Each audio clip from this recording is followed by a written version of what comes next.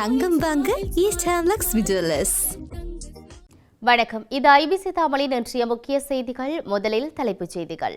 மாவீரர் நாளில் கஜேந்திரகுமார் எம்பி பாதுகாப்பு தரப்பு முரண்பட்ட விவகாரம், பாதுகாப்பு செயலாளர் கருத்து. ஜாலில் மாவீரர் ஒருவரின் நினைவிடத்தை சேதப்படுத்திய விசமிகள். ஜாலில் வேருடன் சாய்ந்த 250 ஆண்டுகள் பழமையான அரசமரம். அரூர் அரசின் மற்றொரு அதிரடி நடவடிக்கை. பாரிய வெள்ள அனர்த்தங்களுக்கான காரணங்களை விளக்கும் ராவிகரன் எம்பி. எரிபொருள் விலையை குறைக்குமாறு அரசாங்கத்திடம் கோரிக்கை. வளிமண்டலவியல் திணைக்களம் விடுத்துள்ள முக்கிய அறிவிப்பு. உளவியந்திர விபத்தில் பலியான மதரசா மாணவர்கள் 4 சந்தேக நபர்கள் கைது.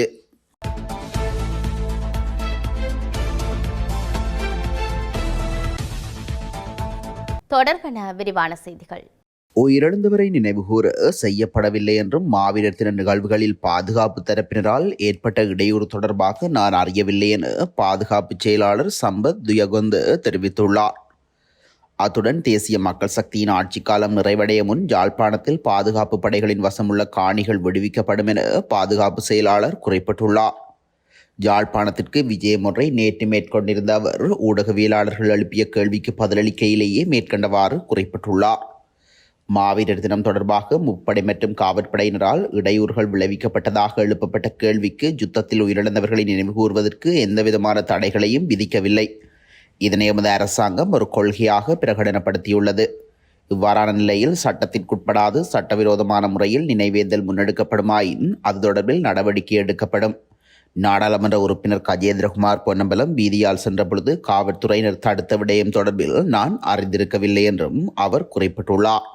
ஆனால் நினைவேந்தல், உயிரிழந்த உறவினர்கள், அன்பானவர்களை நினைவேந்தல் எமது அரசு தடை விதிக்கவில்லை என பாதுகாப்பு செயலாளர் சம்பத் துயகொந்த தெரிவித்துள்ளார். ஜாலில் மாவீரர் ஒருவரின் நினைவாலயம் விசமிகளால் சேதப்படுத்தப்பட்டுள்ளது. நவாலி கிழக்கு பிரசாத் சந்திக்கு அருகாமையில் அமைக்கப்பட்டுள்ள குட்டி என்று அழைக்கப்படும் சின்னத்தம்பி பரமேஸ்வரர் என்பவரது நினைவாலயமே இவ்வாறு சேதப்படுத்தப்பட்டுள்ளது. குறித்த சம்பவமானது நேற்று இடம்பெற்றுள்ளது. இவர் கடந்து 1985ஆம் ஆண்டு வீரச்சாவடைந்த நிலையில் அவரது நினைவாலயம் மேற்குறித்த பகுதியில் அமைக்கப்பட்டுள்ளது. இந்த நிலையில் மாவீரர் நாளன்று பிற்பகல் 6:05 மணிக்கு குறித்த நினைவிடத்தில் சுடரேற்றி அஞ்சலி செலுத்தப்பட்டுள்ளது. இதனை அடுத்து நேற்று காலை குறித்த பகுதி சேதப்படுத்தப்பட்டுள்ளதாக ஊர் மக்கள் விசனம் தெரிவித்துள்ளமை குறிப்பிடத்தக்கது.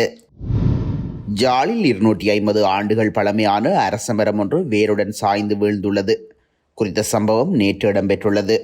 நவாலி கிழக்கு J135 கிராம சேவகர் பிரிவில் உள்ள ஞான வைரவர் ஆலயத்திற்கு அருகாமையில் நின்ற அரசமரமே இவ்வாறு குடை சாய்ந்துள்ளது. இதனால் பைரவர் கோயில் முழுமையாக சேதமடைந்திருந்ததுடன் மதிலும் உடைந்துள்ளது. இருப்பினும் உயிர் சேதங்களவையும் ஏற்படவில்லை என தெரிவிக்கப்பட்டுள்ளது.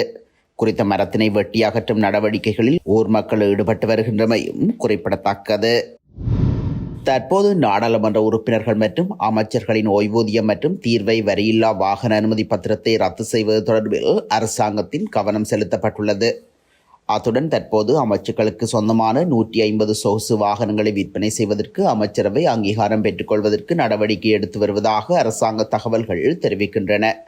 நாடாளுமன்ற உறுப்பினர்களுக்கு V8 மற்றும் மொன்ரோ போன்ற சொகுசு வாகனங்களை வழங்குவதில்லை எனவும் அரசாங்கம் தீர்மானித்துள்ளது. அமைச்சர்களின் சம்பளம் மற்றும் கொடுப்பனவுகள் தொடர்பான தகவல்களை மீளாய்வு செய்த பின்னர் முடிவெடுக்கப்படும் என்றும் அந்த வட்டாரங்கள் தெரிவிக்கின்றன. நாடாளுமன்ற உறுப்பினர்களுக்கு துப்பாக்கி மற்றும் துப்பாக்கி பயிற்சி வழங்குதல் வீடுகள் தொடர்பாக இதுவரை எந்த முடிவும் எடுக்கப்படவில்லை. அமைச்சர்களின் சிறப்புரிமைகளை மீளாய்வு செய்வதற்காக ஜனாதிபதி அனுரகுமார திசாநாயக்கவினால் விசேட குழு ஒன்று அண்மையில் நியமிக்கப்பட்டது. குறித்த குழுவின் பரிந்துரைகளை கருத்தில் கொண்டு அமைச்சர்களின் சிறப்புரிமைகள் குறித்து தீர்மானிக்கப்படும் என தெரிய வந்துள்ளது. குறித்த குழுவின் பரிந்துரையை கருத்தில் கொண்டு அமைச்சர்களின் சிறப்புரிமைகள் குறித்து தீர்மானிக்கப்படும் என தெரிய வந்துள்ளது. வடிகால் அமைப்பு சீரின்மையே பாரிய வெள்ள அனர்த்தத்திற்கு காரணம் என வன்னி மாவட்ட நாடாளுமன்ற உறுப்பினர் துரைராசா ரவிகரன் சுட்டிக்காட்டியுள்ளார். வவுனியா மாவட்ட செயலகத்தில் அனர்த்த நிலைமைகள் குறித்து ஆராய்வதற்காக நேற்று இடம்பெற்ற விசேட மாவட்ட ஒருங்கிணைப்பு குழு கூட்டத்தில் கலந்து கொண்டு கருத்து தெரிவிக்கும் போதே அவர் இவ்வாறு தெரிவித்துள்ளார். இது தொடர்பில் அவர் மேலும் கூறுகையில், வன்னியில் அதிக இடங்களில் வெள்ளம் ஏற்பட்டமைக்கு வடிகால் அமைப்பு சீரின்மையே காரணம். இந்த விடயத்தில் உரிய திணைக்களங்கள் வடிகால் அமைப்பு விடயத்தில் அதிக கவனத்துடன் செயற்பட வேண்டும்.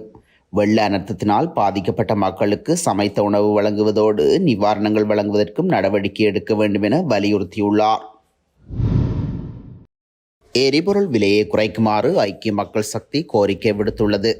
எதிர்க்கட்சி தலைவர் காரியாலயத்தில் நேற்று இடம்பெற்ற செய்தியாளர் சந்திப்பில் அவர் இதனை தெரிவித்துள்ளார். நாளை மறுதினம் எரிபொருள் விலை திருத்தம் செய்யப்பட உள்ளதாக ஐக்கிய மக்கள் சக்தியின் நாடாளுமன்ற உறுப்பினர் SM மரிக்கார் தெரிவித்துள்ளார்.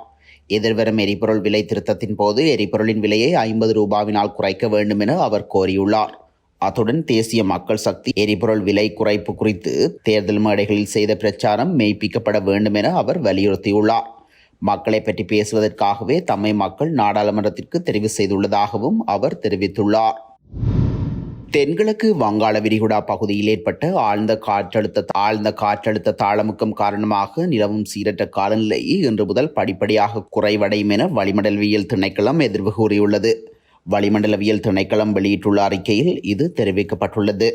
திருகோணமலைக்கு வடகிழக்கே சுமார் 110 கிலோமீட்டர் தொலைவில் நிலை கொண்டிருந்த ஆழ்ந்த தாளமுக்கம் நாட்டின் கிழக்கு கடற்கரையை அண்மித்து வடமேற்கு நோக்கி நகர்ந்து செல்வதாக திணைக்களம் தெரிவித்துள்ளது. மறு அறிவித்தல் நாட்டை சூழவுள்ள ஆழமான மற்றும் ஆழமற்ற கடற்பகுதிகளுக்கு செல்ல வேண்டாம் என வளிமண்டலவியல் திணைக்களம் கடல்சார் மற்றும் மீனவ சமூகத்தை அறிவுறுத்தியுள்ளது.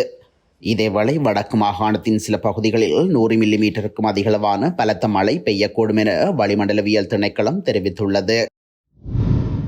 காரைதீவு மாவடிப்பள்ளி பாலத்திற்கு அருகில் உளவு இயந்திரம் வெள்ளத்தில் சிக்கி மாணவர்கள் உயிரிழந்த சம்பவம் தொடர்பில் மதரசா பாடசாலையின் அதிபர், ஆசிரியர் மற்றும் உளவு இயந்திரத்தின் உதவியாளர்கள் 2 கைது செய்யப்பட்டுள்ளதாக தெரிவிக்கப்படுகின்றது. சந்தேக நபர்களை சம்மாந்துறை நீதவான் நீதிமன்றத்தில் முன்னிலைப்படுத்த உள்ளதாக காவல்துறையினர் கொழும்பு ஊடகம் ஒன்றுக்கு தெரிவித்துள்ளனர்.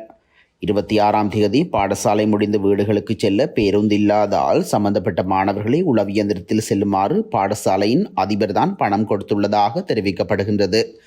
எனினும் வெள்ளப்பெருக்கு காரணமாகவே பேருந்து இடைநிறுத்தப்பட்டதாக கூறப்படுகின்றது.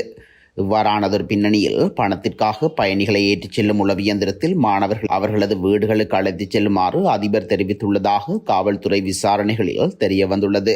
அத்தோடு குறித்த வீதி ஆபத்தானது என்பதால் உளவியந்திரத்தில் மாணவர்களை ஏற்றிச் செல்ல வேண்டாம் என இராணுவத்தினர் அறிவுறுத்தியிருந்தமையும் மேலும் தெரிய வந்துள்ளது.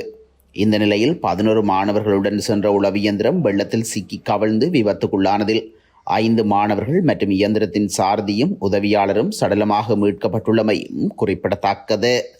இத்துடன் இன்றைய முக்கிய செய்திகள் நிறைவடைகின்றன. தொடர்ந்தும் செய்திகளை அறிந்து கொள்ள IBC தமிழ் நியூஸ் என்ற எமது யூடியூப் பக்கத்தினூடாக இணைந்திருங்கள். வணக்கம்.